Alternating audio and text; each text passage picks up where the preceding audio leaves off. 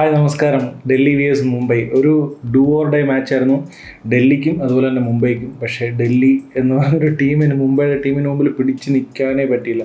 ശരിക്കും നല്ല ആഗ്രഹം ഉണ്ടായിരുന്നു ഡൽഹി ഒന്ന് ഫൈറ്റ് ബാക്ക് ചെയ്യണം, ഈ ഒരു റണ്ണ് ചേസ് ചെയ്യണമെന്നൊക്കെ. 180 ആണ് മുംബൈ ഫസ്റ്റ് ബാറ്റ് ചെയ്ത് സ്കോർ ചെയ്ത റൺസ്, അത് ഡൽഹി ചേസ് ചെയ്യണമെന്നൊക്കെ ഭയങ്കര ആഗ്രഹം ഉണ്ടായിരുന്നു. പക്ഷേ എന്ന് പറഞ്ഞാൽ പിച്ച് ഭയങ്കര ഡിഫിക്കൽട്ടായിരുന്നു. ആ ഒരു കണ്ടീഷനിൽ മുംബൈ ഒരു 180 സ്കോർ ചെയ്തത് തന്നെ വലിയ കാര്യമാണ്. ആ ലാസ്റ്റ് 2 hours സൂര്യകുമാർ യാദവും നമൻദീറും കൂടെ കാണിച്ച ഒരു ഷോ ഉണ്ടല്ലോ, അവിടെ മുംബൈ കളി പിടിച്ചു. അവിടെ മുംബൈ മൊമെൻറ്റം എടുത്തുകൊണ്ട് പോയി. സത്യം പറഞ്ഞാൽ ഡൽഹി അതുവരെ കഷ്ടപ്പെട്ട് ഡുപ്ലിസിസ് വളരെ ബ്യൂട്ടിഫുള്ളായിട്ട് ക്യാപ്റ്റൻ ചെയ്ത് വളരെ ബ്യൂട്ടിഫുള്ളായിട്ട് ബോളേഴ്സിനെ റൊട്ടേറ്റ് ചെയ്ത് ഉള്ള റിസോഴ്സ് വെച്ചിട്ട് മുംബൈയെ പിടിച്ച് വരിഞ്ഞ് കെട്ടി കൊണ്ടുവന്നിട്ട് ലാസ്റ്റ് ആ 19-20 ഓവറിൽ 2 ഓവറിൽ അടിച്ച് 48 റണ്ണാണ് സൂര്യകുമാർ യാദവും അതുപോലെ തന്നെ നമൻദീറും കൂടെ.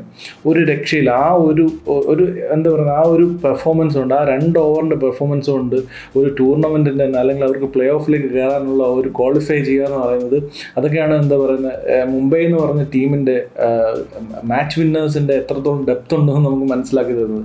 സൂര്യകുമാർ യാദവ് അല്ലെങ്കിൽ നമൻദീറിനെ പോലുള്ള പ്ലെയേഴ്സ് ആ ഒരു 2 ഓവറിൽ കാണിച്ച ആ ഒരു മാസിൻ്റെ ബലത്തിലാണ് മുംബൈ പ്ലേ ഓഫിലേക്ക് കയറുന്നത്. പിന്നീട് ബോളിങ്ങിലേക്ക് വരുമ്പോൾ പിന്നെ സാറ്റ്നർ അതുപോലെ തന്നെ ബൂംറ ബ്യൂട്ടിഫുള്ളായിട്ട് ബോൾ ചെയ്തു. സാറ്റ്നർ ഒരു രക്ഷയില്ലായിരുന്നു. അതുപോലെ റിക്കൽട്ടൻ്റെ 2 ബ്യൂട്ടിഫുള്ളായിട്ടുള്ള സ്റ്റമ്പിങ്. മുംബൈ മൊത്തത്തിൽ ഇന്നത്തെ മാച്ച് അവരുടെ കയ്യിൽ വെച്ചേക്കുമായിരുന്നു. ഒരു രക്ഷയില്ലാത്ത ടീം പ്ലേ, ഡോമിനൻസ് എന്ന് പറഞ്ഞാൽ ഇതാണ് ഡോമിനൻസ്. ഡൽഹിക്ക് ഒരു ചാൻസ് ഇല്ലായിരുന്നു ശരിക്കും പറഞ്ഞാൽ. ഡൽഹി എനിക്കൊന്ന് ആദ്യം മുംബൈ ബാറ്റ് ചെയ്ത സമയത്ത് മുംബൈയെ പിടിച്ച് കിട്ടുന്നതായിട്ട് നമുക്കൊരു 15 hours വരെയൊക്കെ തോന്നി. പക്ഷേ എങ്കിലും സൂര്യകുമാർ യാദവ് ഒരു പ്രസ് കോൺഫറൻസ് പറഞ്ഞാൽ അവരൊരു പ്രതീക്ഷ, ആ ഒരു പിച്ചിൽ അവർ കണ്ട ഒരു സ്കോർ 165 ആണ്. അപ്പോൾ ആ ഒരു പിച്ചിൻ്റെ കണ്ടീഷൻ ഊഹിക്കാമല്ലോ. അപ്പോൾ അങ്ങനെ വെച്ച് നോക്കുമ്പോൾ ആ അവസാനത്തെ 2 ഓവറിലുള്ള സ്കോറിങ് വന്നില്ലായിരുന്നെങ്കിൽ പോലും അവർ ഉദ്ദേശിച്ച ഒരു സ്കോറിലേക്ക് അവർ എത്തിയേനെ. ഇപ്പോൾ നമ്മൾ ഡൽഹിയുടെ ബാറ്റിംഗ് കാണുമ്പോൾ നമുക്ക് മനസ്സിലാവുന്നുണ്ട് എങ്ങനെയായിരിക്കും അവർ ചേസ് ചെയ്യാന്നുള്ളത്. അപ്പോൾ ആ ഒരു സ്കോർ തന്നെ ഡൽഹി ചേസ് ചെയ്യുമെന്നുള്ള കാര്യത്തിൽ തീർച്ചയായിട്ടും ഡൗട്ട് ഉണ്ടായിരുന്നു. മുംബൈ ഒരു രക്ഷയില്ല. ഡോമിനൻസ് എന്ന് പറഞ്ഞാൽ ബൂമർ വന്നിട്ട് എറിയുന്ന ആ ഒരു സ്റ്റബ്സിനെ ഔട്ടാക്കിയത്, അതുപോലെ തന്നെ സാറ്റ്നർ വന്നിട്ട് ക്രൂഷ്യലായിട്ട് വിക്കറ്റ് ഇട്ടത്. 11 റണ്ണാണ് 4 ഓവറിൽ സാറ്റ്നർ കൊടുത്തത്. അതുപോലെ തന്നെ ബൂമർ മൊത്തത്തിൽ കൊടുത്തത് 12 റണ്ണാണ്. ഈ 2 ബോളേഴ്സിൻ്റെ ബോളിംഗ് പെർഫോമൻസ് കൊണ്ട് തന്നെ മുംബൈ ജയിച്ചു എന്ന് വേണമെങ്കിൽ പറയാം. അതുപോലെ തന്നെ ഹാർദിക് പാണ്ഡ്യ ബ്യൂട്ടിഫുൾ ആയിട്ടുള്ള ക്യാപ്റ്റൻസി ആയിരുന്നു. ഇപ്പോൾ ആദ്യമൊക്കെ വിക്കറ്റ് പോയ സമയത്ത് ഫീൽഡൊക്കെ മാറ്റിയിട്ടിട്ട് ആ ഒരു പ്രഷർ ബിൽഡ് ചെയ്യാൻ ശ്രമിച്ചതൊക്കെ വളരെ ബ്യൂട്ടിഫുൾ ആയിരുന്നു. അങ്ങ് ഡൽഹിക്ക് ഒരു ഫൈറ്റ് ബാക്കിൻ്റെ ഒരു ചെറിയ സൂചനകളൊക്കെ നമ്മൾ കണ്ടു. ഇപ്പോൾ വിബ്രാജ് വന്നിട്ട് ആദ്യം തന്നെ ആ ഒരു പവർ പ്ലേയിൽ വന്നിട്ട് വിബ്രാജ് ബാറ്റ് ചെയ്യേണ്ടി നേരത്തെ ഇറങ്ങി വന്നിട്ട് കാണിച്ച ഒരു മാസമുണ്ട്. കുറച്ച് റണ്ണ് ആ ഫീൽഡൊക്കെ എടുത്തിട്ടപ്പോഴത്തേക്ക് വിബ്രാജ് പെട്ടെന്ന് സ്കോർ ചെയ്തിട്ട് റണ്ണറായിട്ട് കൂട്ടുകയൊക്കെ ചെയ്തിരുന്നു. പക്ഷേ അതിനൊന്നും വലിയ ആയുസില്ലായിരുന്നു. അതുപോലെ തന്നെ അസതോഷ് ശർമ്മ ചെറിയൊരു ഗ്ലിംസ് കാണിച്ചു, എന്തെങ്കിലുമൊക്കെ ചെയ്യും എന്നുള്ളൊരു പ്രതീക്ഷ നമുക്ക് തന്നു. അതുപോലെ തന്നെ സമീർ വസ്വി വലിയ സ്ട്രൈക്ക് റേറ്റിലായിരുന്നു, പക്ഷേ എങ്കിലും ആ ഒരു മിഡിൽ ഓവേഴ്സിൽ നന്നായിട്ട് ബാറ്റ് ചെയ്തു.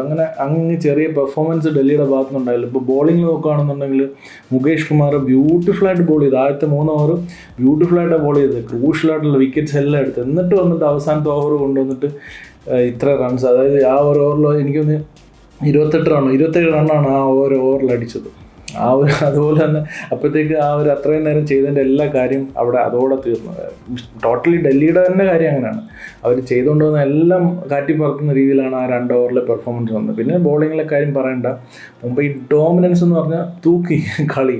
ഇത്രയും ഡോമിനേറ്റിംഗ് ഫീൽഡിലായാലും ബോളിങ്ങിലായാലും ക്യാപ്റ്റൻസി, ആ ഒരു മുംബൈയുടെ ഒരു വൈബ്, ആ ഒരു ഒത്തൊരുമ വന്നപ്പോഴത്തേക്ക് ഇത്രയും സൂപ്പർ സ്റ്റാർ പ്ലേയേഴ്സ് ഉള്ളത് നമ്മൾ ഇതിൻ്റെ പ്രിവ്യൂവിൽ ഈ ടൂർണമെൻറ്റ് തുടങ്ങുന്ന മുമ്പൊക്കെ പറഞ്ഞിരുന്നാൽ ഇത്രയും സൂപ്പർ സ്റ്റാർ ഒരുമിച്ച് ഉള്ളൊരു ടീമാണ്.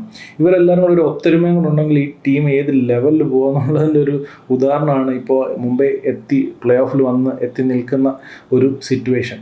ഇനി നമുക്ക് എന്തായാലും ജസ്റ്റ് കളി വന്ന വഴി ഒന്ന് നോക്കിപ്പോകാം. അപ്പോൾ മുംബൈ ബാറ്റ് ചെയ്ത സമയത്ത് ഒരു പവർ പ്ലേയിൽ അടിച്ചത് 54 റണ്ണാണ്. അതിനുശേഷം 7 to 10 ഓവർ വരെ അടിച്ചത് 80 റണ്ണിന് 3 വിക്കറ്റ്. അപ്പോഴത്തേക്ക് ഡൽഹി കുറച്ച് കളി പിടിച്ചു. പിന്നീട് 11 മുതൽ 15 ഓവർ വരെ 114 റൺ അടിക്കാനേ മുംബൈക്ക് സാധിച്ചുള്ളൂ. അപ്പോൾ 15 ഓവർ ആയപ്പോഴത്തേക്ക് 114 റണ്ണേ ഉള്ളൂ മുംബൈക്ക്. അവിടെ ഡൽഹിയുടെ കയ്യിൽ കളിയിരിക്കുകയാണ്. പിന്നീടാണ് ലാസ്റ്റ് 5 ഓവറിൽ മുംബൈ ഇത്രയും ഹ്യൂജ് ഒരു 180 എന്ന് പറഞ്ഞാൽ ഈ ഒരു സിറ്റുവേഷനിൽ ഈ ഒരു ഗ്രൗണ്ടിലെ ഈ ഒരു കണ്ടീഷനിൽ ഹ്യൂജ് ഒരു സ്കോറിലേക്ക് അവരെത്തുന്നത്. പിന്നീട് ഡൽഹി ബാറ്റിങ്ങിലേക്ക് വരുമ്പോൾ പവർ പ്ലേയിൽ 49 റൺ അടിക്കാൻ അവർക്ക് സാധിച്ചുള്ളൂ. 3 വിക്കറ്റ് നഷ്ടപ്പെട്ടു. ഇനി അതുപോലെ തന്നെ 7 മുതൽ 10 ഓവർ വരെ 10 ഓവർ ആയപ്പോഴത്തേക്ക് 66 റൺ അടിക്കാനേ സാധിച്ചുള്ളൂ. അപ്പോൾ തന്നെ ഡൽഹി 5 വിക്കറ്റ് നഷ്ടപ്പെട്ട് വളരെ ഡൗൺ ആയി. പിന്നീട് എനിക്ക് തോന്നുന്നു ആ ഒരു സമീർ വസീം അതുപോലെ തന്നെ അസുതോഷ് ശർമ്മയുടെ ചെറിയൊരു പാർട്ട്ണർഷിപ്പൊക്കെ ബിൽഡ് ചെയ്യുന്നതാണ് 11 മുതൽ 15 ഓവർ വരെ. അപ്പോഴത്തേക്ക് ഒരു 105 എത്താൻ സാധിച്ചു. പിന്നീട് നമുക്കറിയാം മുംബൈ എറിഞ്ഞ് ഒതുക്കുകയാണ് ഉണ്ടായത് ഡൽഹിയെ. ഇതിലൊരു പ്രത്യേകത എന്താണെന്ന് വെച്ചാൽ KL രാഹുലിനോ അല്ലെങ്കിൽ ഫാഫ് ഡുപ്ലിസി ഇങ്ങനെയുള്ള ഒരു സീനിയർ പ്ലേയേഴ്സ്, എന്തെങ്കിലും ചെയ്യാൻ പറ്റുന്ന പ്ലേയേഴ്സിന് ബാറ്റിങ്ങിലൊന്നും ചെയ്യാൻ പറ്റിയില്ല. അവരെ ഒരു ഇനിഷ്യൽ ഓവേഴ്സിൽ തന്നെ ബോൾട്ടും അതുപോലെ തന്നെ ചാറും കൂടെ അവരെ രണ്ടുപേരും തൂക്കി. പിന്നീട് ഇങ്ങോട്ട് ബാക്കി സാറ്റ്നർ ഒരു രക്ഷയില്ലായിരുന്നു. ബ്യൂട്ടിഫുൾ ആയിട്ടുള്ള ബോളിംഗ് ആണ്, spin bowling, classical spin bowling എന്ന് പറയാം. അതായത് ആ ഒരു സ്റ്റംപ് ചെയ്ത് മീൻസ് അസുതോഷ് ശർമ്മയുടെ സ്റ്റംപിങ് ഒക്കെ ഒരു രക്ഷയില്ല. ഓൾറെഡി റിക്കിൾട്ടൺ ഒരുപാട് സ്റ്റംപ് ചെയ്തു. ഒരു പിച്ചിൻ്റെ കണ്ടീഷൻ സ്ലോ ആണ്, അതൊക്കെ വെച്ചിട്ടാണ്. എങ്കിലും ആ ഒരു നമ്മൾ ചാമ്പ്യൻസ് ട്രോഫിയിൽ ഇതുപോലെ ബ്യൂട്ടിഫുള്ളായിട്ട് ബോൾ ചെയ്യുന്നത് സാറ്റ്നർ ബോൾ ചെയ്യുന്നുണ്ടോ. അതുപോലെ തന്നെ ഈ ഒരു ഡൽഹി ആയിട്ടുള്ള മാച്ച്, ഇതിന് മുമ്പുള്ള മാച്ചിൽ ശരിക്കും പറഞ്ഞ ഒരു ടേണിംഗ് പോയിന്റ് ആവുന്നതും ഇതുപോലെ തന്നെ സാറ്റ്നറിൻ്റെ ഒരു വിക്കറ്റിലൂടെയാണ് മുംബൈ തിരിച്ച് കളിയിലേക്ക് വരുന്നത്. Beautiful bowling. അതുപോലെ തന്നെ ബൂംറ തന്നെ പറയണ്ട, വിറയ്ക്കുകയാണ് ബാറ്റ്സ്മാർ. പുതിയൊരു ന്യൂക്കമ്മറൊക്കെ ഉണ്ടായിരുന്നു, വന്ന് എറിയുന്നുണ്ട്, ഒരു രക്ഷയില്ല. എന്താ പറയുക, എറിഞ്ഞ് നിർത്തമാണ്. 12 റൺ കൊടുത്തുള്ളൂ 3.2 ഓവേഴ്സിൽ. അപ്പോൾ എന്തായാലും നമുക്ക് പെർഫോമൻസുകൾ ഒന്ന് നോക്കാം. റിക്കിൾട്ടൺ 25 റൺ അടിച്ചു 18 ബോളിൽ. വിൽ ജാക്സ് 21 റൺ അടിച്ചു. അതൊരു നല്ലൊരു പാർട്ണർഷിപ്പായിരുന്നു, അവിടെ കുറച്ച് റൺ വന്നു. സ്കൈ 73. ആദ്യം കുറച്ച് സ്ലോ ആയിട്ട് പോയിട്ടുള്ള സ്കൈയുടെ അവസാനത്തെ താണ്ഡവത്തിൻ്റെ കാര്യം നമ്മൾ ഓൾറെഡി പറഞ്ഞു. അതുപോലെ തിലക് വർമ്മ 27 ബോളിൽ 27 റൺസ്. അത് വാല്യുബിളായിരുന്നു ശരിക്കും പറഞ്ഞാൽ ഈ കണ്ടീഷൻ വെച്ച് നോക്കുമ്പോൾ. നമൻതീർ 24 റൺ 8 ബോളിൽ. അത് വളരെ ക്രൂഷ്യലായിട്ടുള്ള ഫാസ്റ്റായിട്ട് ആ റൺ അവസാനം അടിച്ചത് വളരെ മുംബൈയെ സംബന്ധിച്ച് ക്രൂഷ്യലായിരുന്നു. ഡൽഹിയെ സംബന്ധിച്ച് പറയുകയാണെങ്കിൽ വിപ്രാജിൻ്റെ 20 അല്ലെങ്കിൽ സമീർ റിസ്വേഡിയുടെ ഒരു 39 ഇത് രണ്ടേ ഉള്ളൂ. ഡൽഹിയെ സംബന്ധിച്ച് ബാറ്റിങ്ങിൽ ഇപ്പോൾ എടുത്ത് പറയാനായിട്ട്. മുകേഷ് 4 ഓവർ 48 റണ്ണ് കൊടുത്തു. 48 റണ്ണിനകത്ത് 27 റണ്ണ് കൊടുത്തത് ലാസ്റ്റ് ഓവറിലാണ്. അപ്പോൾ ഇനി ഇന്നത്തെ മാച്ചിനെ കുറിച്ച് കൂടുതലൊന്നും പറയാനില്ല, കാരണം അത്ര ഡോമിനേറ്റിംഗ് ആയിട്ട് മുംബൈ കളി വെച്ചു. ഇനി ഡൽഹിയെ പറ്റി പറഞ്ഞിട്ട് കാര്യമില്ല, പ്ലേ ഓഫിനെ പറ്റി പറഞ്ഞിട്ടേ കാര്യമുള്ളൂ. പ്ലേ ഓഫിൽ മുംബൈ കയറിക്കഴിഞ്ഞു. പ്ലേ ഓഫിലേക്ക് മുംബൈ കയറിക്കഴിഞ്ഞാൽ എന്താ സംഭവിക്കുക എന്നുള്ളത് ബാക്കിയുള്ള ടീംസ് നന്നായിട്ട് ഭയപ്പെടണം. കാരണം മുംബൈ ഇത്രയും സെറ്റായിട്ട് കഴിഞ്ഞ ഒരു കുറച്ച് വർഷങ്ങളായിട്ട് എടുക്കുകയാണെങ്കിൽ മുംബൈയുടെ ഏറ്റവും സെറ്റായിട്ടുള്ള ടീമാണിത്. എല്ലാം സൂപ്പർ സ്റ്റാർസ്, എന്താ പറയുക, എല്ലാവരും പെർഫോം ചെയ്യുന്ന ഒരു ടീം. ഇങ്ങനെ ഒരു ഫോമിൽ മുംബൈ പ്ലേ ഓഫിലേക്ക് വരുമ്പോൾ ടോപ്പ് 2-ൽ എത്തല്ലേ എന്നൊരു പ്രാർത്ഥന മാത്രം മറ്റുള്ള ടീം പ്രാർത്ഥിച്ചാൽ മതി. കാരണം ടോപ്പ് 2-ലും കൂടെ എത്തിക്കഴിഞ്ഞാൽ ഇവർ ക്വാളിഫയർ കളിക്കുകയാണെന്നുണ്ടെങ്കിൽ തീർന്നു. പിന്നെ ഫൈനലിൽ നോക്കിയാൽ മതി. ഫൈനലിൽ മുംബൈ എത്തിക്കഴിഞ്ഞാൽ എന്താ സംഭവിച്ചിട്ടുള്ളത് ഹിസ്റ്ററിന്ന് നമുക്കറിയാം. എന്തായാലും ചാൻസസ് ഒരു ചെറിയ കുറവാണ് മുംബൈക്ക് ടോപ്പ് 2-ൽ എത്താനായിട്ട്. കാരണം അടുത്ത മാച്ച് പഞ്ചാബായിട്ടാണ്. പഞ്ചാബിന് DC-യുമായിട്ടൊരു മാച്ചുണ്ട്. DC-യുമായിട്ടുള്ള മാച്ചിൽ പഞ്ചാബ് ജയിക്കുകയാണെന്നുണ്ടെങ്കിൽ പഞ്ചാബ് നേരെ മുകളിലെത്തും, അതായത് ടോപ്പ് 2-ൽ എത്തും. പിന്നീട് RCB അല്ലെങ്കിൽ GT ഏതെങ്കിലും ഒരാൾക്ക് ടോപ്പ് 2-ൽ എത്തും. ഇവർ ഈ 3 ടീമിനും ഏതെങ്കിലും ഒരു കളി ജയിച്ചാൽ തന്നെ ടോപ്പ് 2-ൽ എത്താനായിട്ട് പറ്റും, മുംബൈയെ പിന്നിലാക്കാനായിട്ട് പറ്റും. അപ്പോൾ അവർ 3 പേരിൽ ആരാണ് ടോപ്പ് 2-ൽ എത്തുന്നുള്ളൊരു കോമ്പറ്റീഷൻ ഉണ്ട്. മുംബൈക്ക് അവിടേക്ക് എത്തണമെന്നുണ്ടെങ്കിൽ ഇവർ 3 പേരിൽ 2 ടീമും കളികളെല്ലാം പരാജയപ്പെടണം. അങ്ങനെയാണെങ്കിൽ മാത്രമേ മുംബൈക്ക് ഒരു ടോപ്പ് 2-ലേക്ക് എത്താനുള്ളൊരു ചാൻസ് ഉള്ളൂ. അത് മാത്രമാണ് ഈ ബാക്കിയുള്ള ടീമിന് ഒരു ആശ്വാസം. കാരണം ഒരു എലിമിനേറ്റർ കളിക്കുകയാണെന്നുണ്ടെങ്കിൽ മുംബൈക്ക് 1, 2, 3 എന്ന് പറഞ്ഞ സ്റ്റെപ്സ് ഉണ്ട്. അപ്പോൾ അതുകൊണ്ട് തന്നെ അതൊരു ചലഞ്ച് തന്നെയാണ് മുംബൈയെ സംബന്ധിച്ച്. ഈ ഒരു ടീം അതും മറികടക്കാൻ പോകുന്നൊരു ടീം തന്നെയാണ്. അതുകൊണ്ട് സൂക്ഷിക്കേണ്ടിയിരിക്കുന്നു. അപ്പോൾ നമ്മളൊക്കെ കളിയാക്കി പറയാറുള്ളത് പോലെ മുംബൈ തോറ്റുകൊണ്ട് തുടങ്ങുന്ന മുംബൈ പേടിക്കണമെന്ന് പറഞ്ഞാൽ പേടിച്ചേ പറ്റൂ. അവർ പ്ലേ ഓഫിൽ കയറിയിരിക്കുകയാണ്. ഇതിനകത്ത് അപ്രീഷിയേറ്റ് ചെയ്യേണ്ട വേറൊരാളുണ്ട്, ഹർദിക് പാണ്ഡ്യ എന്ന് പറയുന്നൊരു ക്യാപ്റ്റൻ. കഴിഞ്ഞ വർഷം എന്തായിരുന്നു മുംബൈയുടെ സിനാരിയോ നമുക്കറിയാം. ഇത്രയും ബൂയിങ് കേട്ട, ഇത്രയും വിമർശനങ്ങൾ, കളിയാക്കലുകൾ, എന്താ പറയുന്നത്, അത്രയും സോഷ്യൽ മീഡിയ ലിഞ്ചിങ് ഒക്കെ ഏറ്റുവാങ്ങിയ ഒരാൾ, ഒരു ക്യാപ്റ്റൻ.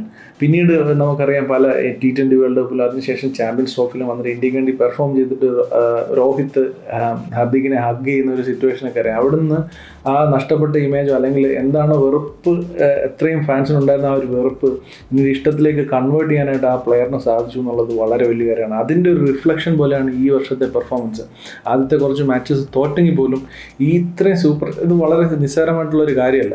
കാരണം ഇത്രയും സൂപ്പർ സ്റ്റാർസ്, എല്ലാവരും വലിയ സൂപ്പർ സ്റ്റാർസാണ്. സൂര്യകുമാർ യാദവ്, രോഹിത് ശർമ്മ, സാറ്റ്നർ, അതുപോലെ തന്നെ അങ്ങനെ ഇവർ ടീമിൽ എടുത്ത് നോക്കുകയാണെന്നുണ്ടെങ്കിൽ പല സൂപ്പർ സ്റ്റാർസ്, ബൂംറ, ഇങ്ങനെ ഒരുപാട് പേര്. ഇതല്ലാതെ തന്നെ ഇൻ്റർനാഷണൽ സ്റ്റാർസ് ഉണ്ട്. ഇവരെ എല്ലാം ഒരു കുടക്കുഴയിൽ ഒന്നിച്ച് കൊണ്ടുപോകാന്ന് പറഞ്ഞാൽ it's a difficult thing. Rohit ശർമ്മയെ സംബന്ധിച്ച് രോഹിത് ശർമ്മ എത്ര സീനിയറാണെന്ന് നമുക്കറിയാം. അപ്പോൾ ആ ഒരു സീനിയർ ആയിട്ടുള്ള ഒരാളെ സംബന്ധിച്ച് കുറച്ചും കൂടി ഈസിയാണ്. ഹർദിക് പാണ്ഡ്യയെ പോലെ കുറച്ചും കൂടെ എക്സ്പ്രസീവ് ആയിട്ടുള്ള, അനിമേറ്റഡ് ആയിട്ടുള്ള ഒരാളെ സംബന്ധിച്ച് ഇത്രയും പേരെ ഒരുമിച്ച് കൊണ്ടുപോകാന്ന് പറയുമ്പോൾ അവരെല്ലാം മോറലി, മെൻ്റലി എല്ലാം ഒരുമിച്ച് കൊണ്ടുപോകാന്ന് പറയുന്നത് വളരെ ഡിഫിക്കൽട്ടായിട്ടുള്ള ഒരു കാര്യമാണ്. ഈ സീസണിൽ പ്രത്യേകിച്ചും സെക്കൻഡ് ഹാഫിൽ ഹർദിക് പാണ്ഡ്യ അത് ബ്യൂട്ടിഫുള്ളായിട്ട് ചെയ്തു. അതിന് ഹാറ്റ്സ് ഓഫ്. ഹർദിക് പാണ്ഡ്യയ്ക്ക് അതിന് അപ്രീസിയേഷൻ കൊടുത്തേ പറ്റൂ. അത് പേ ഓഫ് ചെയ്യുമോ എന്നുള്ളത് നമുക്ക് ഇനിയും പ്ലേ ഓഫിലേക്ക് കയറുമ്പോഴേ അറിയാൻ പറ്റത്തുള്ളൂ. അപ്പോൾ ഇതൊക്കെയാണ് ഡൽഹി vs മുംബൈ മാച്ചിനെ പറ്റിയുള്ള അഭിപ്രായങ്ങൾ. നിങ്ങളുടെ അഭിപ്രായങ്ങൾ തീർച്ചയായിട്ടും കമൻറ്റ് ബോക്സിൽ അറിയിക്കുക. മുംബൈ പ്ലേ ഓഫിൽ കയറിയാൽ നിങ്ങൾ എന്താണ് പ്രതീക്ഷിക്കുന്നത് മുംബൈയുടെ ഭാഗത്തുനിന്ന്, ബാക്കിയുള്ള ടീമിന് ഒരു ചലഞ്ച് ആവുമോ മുംബൈ എന്നുള്ളത് തീർച്ചയായിട്ടും അറിയിക്കുക. വീഡിയോ ഇഷ്ടപ്പെട്ടു എന്നുണ്ടെങ്കിൽ ലൈക്ക് ചെയ്യുക, അതുപോലെ തന്നെ സബ്സ്ക്രൈബ് ചെയ്ത് സപ്പോർട്ട് ചെയ്യുക. സബ്സ്ക്രൈബ് ചെയ്യാത്തവരാണെന്നുണ്ടെങ്കിൽ സബ്സ്ക്രൈബ് ചെയ്ത് സപ്പോർട്ട് ചെയ്യുക. അപ്പോൾ മറ്റൊരു IPL റിലേറ്റഡ് ആയിട്ടുള്ള വീഡിയോയിൽ കാണുന്നതിന് വരെ ബൈ.